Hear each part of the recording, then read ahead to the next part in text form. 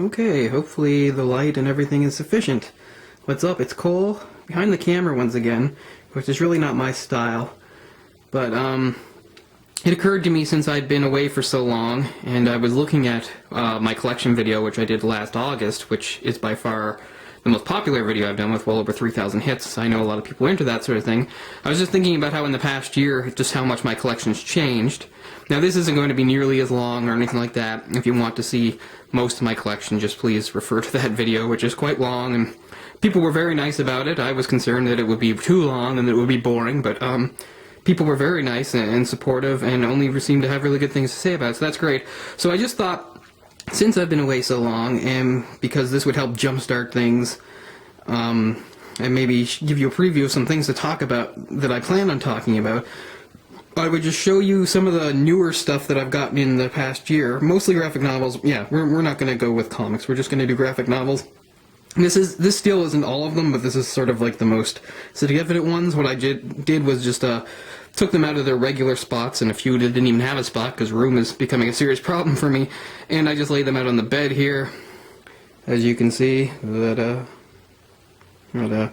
And I'll just talk a little about them. Here's things as they stand again. See, there's some of the works of Osamu Tezuka and the Scott Pilgrim thing. So there's some newer stuff taken out, as you can see. That remains mostly books. Akira and Hellboy, a few other things, Forgotten Realms, Calvin Hobbes. Oh, now I've got like the 2 volumes of Bone there. Well, they're not volumes, they're oversized things that contain I think 3 volumes each in it. I remember I was so mixed up when I got the first one that I thought they'd been around for a while. They're actually new. That is why the next one's not even out yet. It's put out by Scholastic, and I don't think you can get it outside of Canada. Not sure anyway. Some more books and things. And then here's where a lot of headway was made, but you'll see gaps because I moved things. That's where I decided to put the Dark Tower series. There's The Walking Dead, which I've decided to collect in those larger hardcover, so I think that's a more satisfying way of doing that. I'm just going to do that really slowly. Some essentials, and that's where I eventually moved my most of my Ultimate stuff. The Silver Surfer, I'm pretty sure I got that for free as a throw-in or something like that. I don't even think I've read it yet, but I will. And over on the side here, that is the Vertigo Encyclopedia, which I got for like $4, I think, and it's just really fun. You're probably familiar with those sorts of books. You know, every 2-page spread or something is about a different series. What's unfortunate is, of course, is that it came out in 2008, so it's just missing a couple of really great series. But still, I mean, $4, you can't go wrong, right? Okay, oh, I got it caught there. My camera work is so terrible, no wonder I don't do this. I'll look outside. Another nice day here in September. So that's all the Forgotten Realm novels, mostly Dredge. You can see a hole there, that's a book that I loaned to my mom. That's not too different. Again, mostly Marvel things taken out, which I'm going to get to. 20th Century Boys, I can't say enough about this manga series by Naoki Urasawa. It's just brilliant. If you're interested in getting into some manga, or just reading something different, it is, I've been saying this for 2 years, it's one of the best things I've been reading. It's getting very near the end now, and I'm so excited. The Death Notes I've been collecting now in those black editions.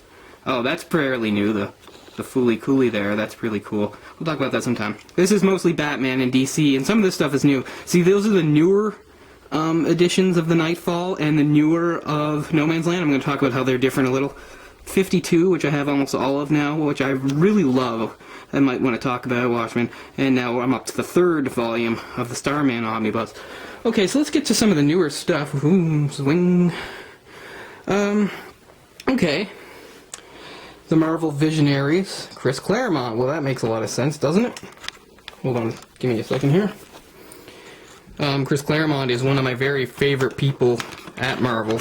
The stuff he did in the 80s with X-Men and stuff like that is just amazing. God, I'm terrible at this. There's some really cool stuff in there, including, I think, the 14th issue of Iron Fist, which is significant, and I think it was only the second last issue of Iron Fist before he lost that series. It's the first appearance of Sabretooth. There's actually some stuff in there that I have in other volumes. I think there might be something, as you can see in that shot there, that's obviously from the Phoenix Saga, when when they're on the moon fighting against the Shi'ar Imperial Guard. Anyway, here's one of the better deals I've ever gotten. This is not in the as you can see, this is a big Marvel omnibus. It's not actually Inferno itself, which I have much of the X-Men books anyway for that, just individually in the comics. This is the crossovers, just showing what other characters were doing while New York was turned into a sort of hell on earth. And one of the most notable things that's shown right on there is that the second, or depends upon how you score it, third Hobgoblin, mercenary Jason Masondell, who used to be a similarly costumed criminal called Jack-O-Lantern, how he became Hobgoblin, and in this is how he became not just a guy with gadgets. He didn't have super strength or anything like that, like Norman Osborn or Roderick Kingsley before him.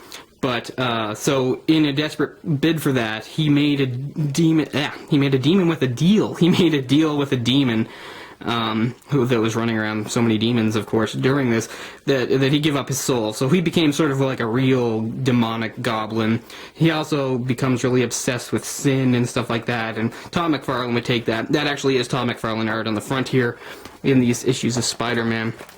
I don't know how I'm going to find it.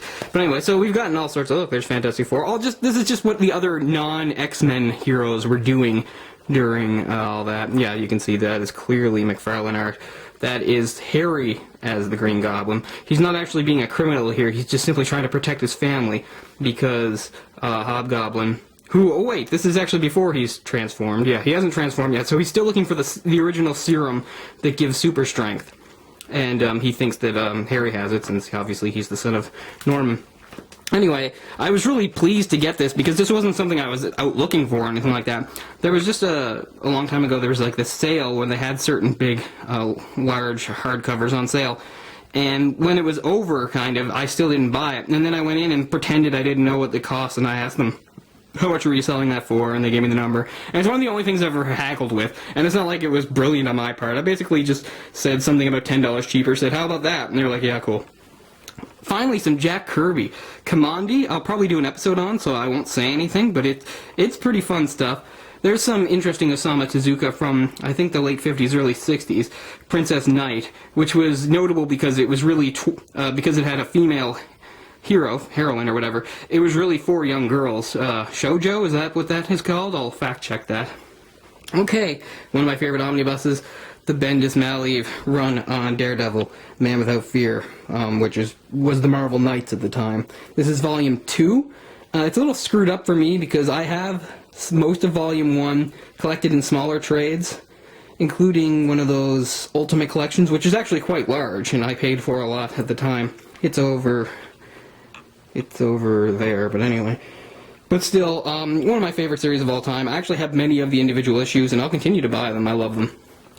Okay, you've probably heard of these, the what are they called? Marvel...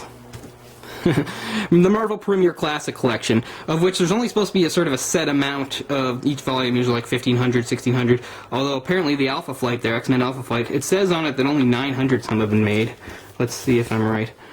534 copies, it says. So that's pretty cool. These are really fun to get. And as you can see, Mutant Genesis is Chris Claremont's first 5 or 6 issues of the brand new X-Men title, started in '91. Remember, the first issue was for a long time, maybe still is the highest selling individual comic of all time. I don't know. Anyway, those are really cool, and I was glad to get them, and I got one at a different place, and one was actually at my normal place, because my normal comic book place does not seem to stock these very often, so I was pleased to get them. BPRD, there are now 3 of these. They're both following the Plague of Frogs arc, that's the over arc, but it includes everything. Each one of these is the equivalent of 3 of the trade paperbacks. With Hellboy, I simply collect the trade paperbacks. I never read BPRD, and of course got into it because of Hellboy, and it's fun. Lots of different artists and writers jump in. A lot of good stuff. Here's a great omnibus. The omnibus edition of the League of Extraordinary Gentlemen. Alan Moore, Kevin O'Neill. Really fun, different, adventurous stuff. Again, a beautiful hardcover edition. Okay, so here's Vifall Volume 3. You might be familiar with the earlier released trade paperbacks. They were much smaller. There were 3 of them. what makes these different is not only do they cover more, but the second one, which I have, but this is the third one, Night's End, Night Quest, didn't exist at all in paperback or anything like that. The only way, because it didn't really, it didn't deal with Bane, really, or anything like that, or the comeback. It was just basically the stuff that Jean-Paul was doing after he dealt with Bane, where he was Batman for a while. And, again, that had never been collected before, and now it is. So, at the time, you can only get it through comics. And I bought a lot of those comics, because I'm a big sucker for, I guess, temporary stuff. We'll go over here and show you something that I didn't bring out. Near the Batgirl there is the complete Ben Reilly epic. So those are obviously all the comics focusing on Ben Reilly in his brief tenure as Spider-Man. It's not a great period for Spider-Man or writing or anything, but I just have some weird fascination with it. There's some stuff about Hobgoblin, who is my favorite Spider-Man villain, honestly. I know that might be a little weird, but it's the truth. Okay, again, I think I'm getting so much worse with the camera here. Here's an omnibus, and there's a few things in here that are from, yeah, see, the Todd McFarlane stuff that's in there is also in here, because as you see, this is the Todd McFarlane, David Michelinie omnibus. That would be Spider-Man in the late 80s, I guess 87 through 89, and of course introduces Venom. I don't like McFarlane as a writer. I love him as an artist. He draws my favorite Spider-Man. I just love how he shows him contorting, and he, of course, influenced everywhere the large eyes and the way the webs were drawn. American Flag will probably be an episode. I had to order that. I did an episode on the Judas Contract. Mouse. I waited years and years to buy Mouse. Obviously, I'd read it many years ago, and it's one of the more famous graphic novels ever. One of the only ones to win a Pulitzer Prize. But see, it was always in the two, separate volumes. So finally I waited until I knew eventually they'd bring them together as the Complete Mouse, the 25th anniversary edition. Above that, speaking of anniversary editions, there's the special edition of The Crow. Oh, it is just gorgeous to look at. The No Man's Land is a very similar deal as the Nightfall stuff, except it's on better paper, which is nice. And again, this used to exist, or still exists, I guess, in 5 trade paperbacks. These are larger, more comprehensive, and with better paper.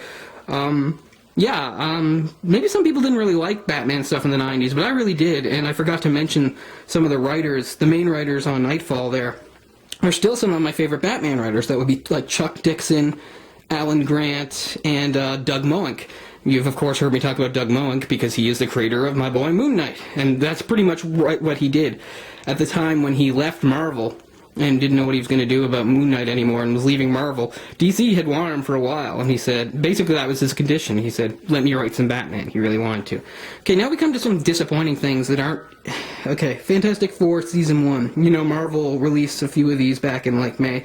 Fantastic Four, Spider-Man, X-Men, and Daredevil, I think. This was simply the first one to come out, so I bought it. And it's the only Fantastic Four thing I've ever owned. And, of course, they're all written and drawn by different people. And there's nothing wrong with this exactly. It's just, it's not worth the money, okay? I paid, well over $20 for this. It's quite thin, it's quite a quick read. And there's nothing wrong with it. All they are is sort of retellings of, like, the origin stories. And I haven't read the others, and I want to read them, but now I'm going to say, the only way I'm buying them is if they're, like, on some sort of sale or I can get them cheap. Not worth your money. Speaking of not worth your money, Earth 1, Jeff Johns. It's sort of a similar idea. Of course, Earth 1 is a different world. Oh, sorry about the zoom there. And again, we just sort of a retelling of Batman's origin and some of his earliest missions. The Penguin figures prominently in this.